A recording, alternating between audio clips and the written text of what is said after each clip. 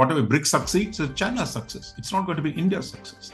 Similarly, if SCO is run by the Russians and the Chinese, so they would want to run it on their lines. By just sitting in that organization, you're not getting anywhere if you don't have a unique, special relationship with the Central Asian states. Because the Central Asian states are looking for diversification.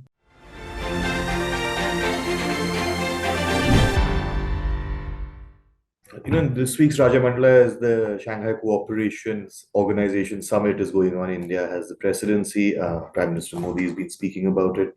And at the summit, you go back to the notion of multilateral organizations. Goldman Sachs had mentioned BRICS, and then RSA, and that eventually became BRICS, and it was one of India's major multilateral engagements in the a decade and a half ago, I suppose. Now Goldman Sachs has come out with this notion of swing states being particularly important, and this is for investors. I mean, that's their basic audience. How do you look at these swing states, and what kind of countries would be swing states now? Both the Shanghai Cooperation Organization and the BRICS were really set up around the same time. And the principal motivation for both of them was the fear of American power in the unipolar movement, the fear that in the case of SCO, to keep the Russian and the Chinese periphery free from American interference. It also suited the Central Asians because they were afraid America was promoting democratic revolutions that would overthrow the existing regimes. In the case of BRICS, for Russia, which was trying to reclaim the post-Soviet space in the world, it was about actually creating a balancing force against the United States. China, if you go back to the beginning of the 2000s, they had an excellent relationship with the Americans. Actually, their economy was booming, the Americans, and they were big partners. But China saw the BRICS as a forum to advance its economic interests.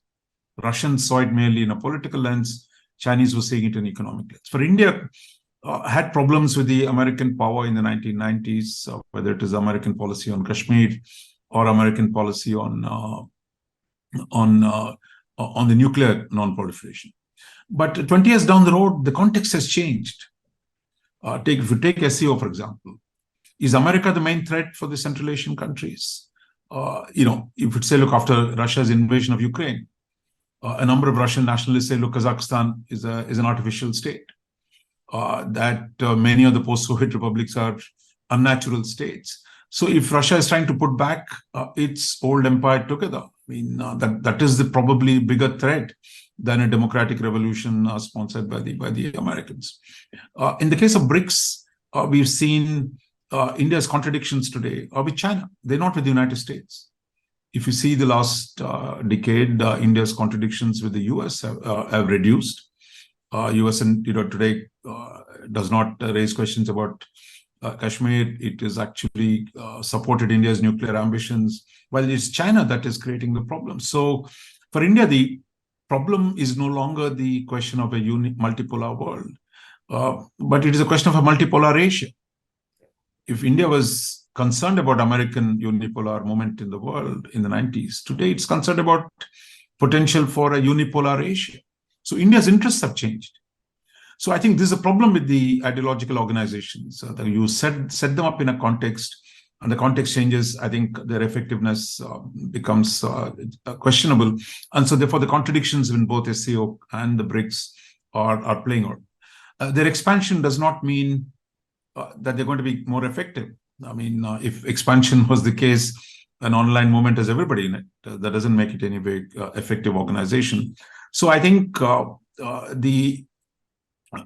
I've argued, that maybe the SCO and the BRICS have run out of their geopolitical effectiveness.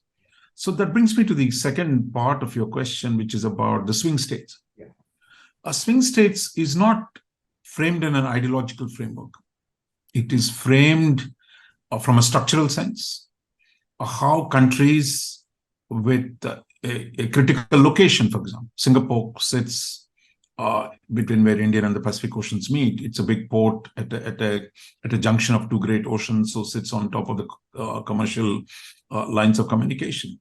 Or a country that might be controlling a valuable natural resource. Today, Congo, the Central African Republic, has much of the world's cobalt is produced, and cobalt is needed in the electronic vehicle sector or batteries and all these kind of things. So you iPhones. So that is one part. Second is countries which have something to offer for the world system. For example, supply chains. Today, as US and China contest, supply chains are trying to move out of the China. Vietnam is the beneficiary. In fact, it's interesting, Goldman Sachs report notes how Vietnam has replaced Britain, Great Britain, as the 7th largest trading partner of the United States. So I think the structural change in the global economy has produced some countries which have critical capabilities, and they become critical elements shaping the global balance of power. And not the slogan of multipolarity, not the slogan of a regional institution, but it's really countries which have capability. Today, they become a lot more important in the contestation between US and China. Therefore, how do these countries behave? For example, Saudi Arabia. 2 years ago, the Americans said, look, we don't care for Saudi Arabia. Today, they care for Saudi Arabia, and Saudi Arabia is playing hard to get because they're in a big oil-producing company, and after Ukraine invasion, they have a huge role in stabilizing the oil market. Or the Gulf countries, say Qatar, UAE, and Saudi Arabia has huge amounts of capital. All over the Middle East, they're the countries investing capital. So they become a critical node. Or Netherlands, which is a small European country, actually is the one that produces the machines that produce the chips. We're talking about electronic chips. So not Netherlands has a monopoly on the production of the machines that produce the chips. So therefore, they become important. So I think what matters in the world today, especially when globalization is retreating, when US and China and great power conflict is beginning to unfold, the report argues that these are the countries that are going to be critical for global balance of power. And the contestation for these countries is increasing. So therefore, I think I would say Indian foreign policy too is beginning to look at these countries. For example, Prime Minister's visit to Papua New Guinea some time ago. First ever visit by an Indian Prime Minister, because Papua New Guinea is rich in natural resources. Or, for example, India's engagement with the Gulf, because Gulf has all the capital to invest. So I think, like other major powers, India too is looking at this swing states, and I think they become far more critical for understanding where global politics is headed in the current phase. Just to expand on what you said it in the article. Everyone, please read it. It is on the indianexpress.com and should be in the description of wherever you're watching this video, sir. In this context, I have swing states, which will also change the kind of states which have influence depending on geopolitical circumstances, depending on how their economies are doing. Do you think the kind of path we've seen recently, it started with perhaps Dr. Manmohan Singh's leadership and now under Prime Minister Modi more prominently, that bilateral relationships are going to become more and more important rather than these sort of multilateral commitments like your BRICS and SCO, which have a tendency to become, it's a nice club to belong to, but it may not have as much salience. How important is going to be this sort of nimble-footed and being quick on establishing bilateral ties? See, it's one thing to keep, we say we join the BRICS and we keep talking about a multipolar world. But if we don't have bilateral relationships in Congo, for example, Chinese companies have moved into Congo in a big way. They monopolize the cobalt production. So China benefits from that. I mean, that you can argue, you can say with sign great joint statements with the Chinese, but Chinese are seizing control of natural resources around the world. So the question is, look, does India build good relationship with Australia, with Argentina, Chile, with countries that have natural resources? And we say, look, are our companies there? Are we investing in those places? For example, the government of India recently released a list of critical minerals, which we had never released before. So I think it is, what are the critical ingredients for economic success and political success?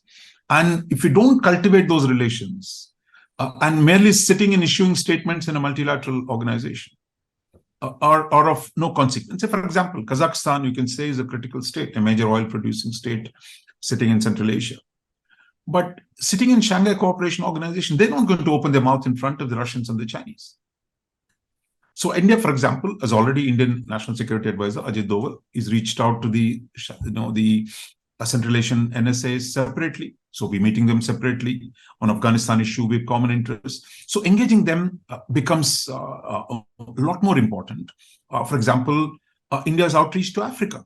For a long time, we had neglected Africa. Today, we are spending a lot more efforts to cultivate Africa. Without that focused, strategic engagement with key pivotal states or swing states in the international system, these multilateral organizations actually have no real value, especially when your principal rival is dominating those organizations. Yeah. Like in SCO and BRICS, I mean, Chinese GDP is more than all the other 4 countries put together. So you can say what you want. I mean, whatever BRICS succeeds, it's China's success. It's not going to be India's success. Similarly, if SCO is run by the Russians and the Chinese, so they would want to run it on their lines. By just sitting in that organization, you're not getting anywhere if you don't have a unique, special relationship with the Central Asian states. Because the Central Asian states are looking for diversification. The legacy of ideological posturing in Indian foreign policy, starting with non-alignment, third worldism, new international economic order, I think that residue remains. But there was a specific context in the 90s. We had problems with the US. We thought these organizations are useful. But today, they're run by China, which is a problem for us. So I think whatever the discourse might be, that it's important to see the flip side of these organizations. But the problem is also, once the discourse take hold, I mean, in our narrative, we just keep saying the same things without seeing how the context has changed. So my view, this report, it's not that Goldman Sachs is doing it not for as an intellectual analysis. It's doing as an advice to its investors. It's telling its investors, look, globalization is not what you thought it was 5 years ago. Great powers were happy with each other, happily getting along with each other. So in this new context, how you invest your money must take into account the changing geopolitics. That would apply even more vigorously to states, right? If companies are looking at the balance sheets for countries like India, it's far more important to look at the structure of this international system from this new perspective. Which are the pivotal states? Do we have good relations with them?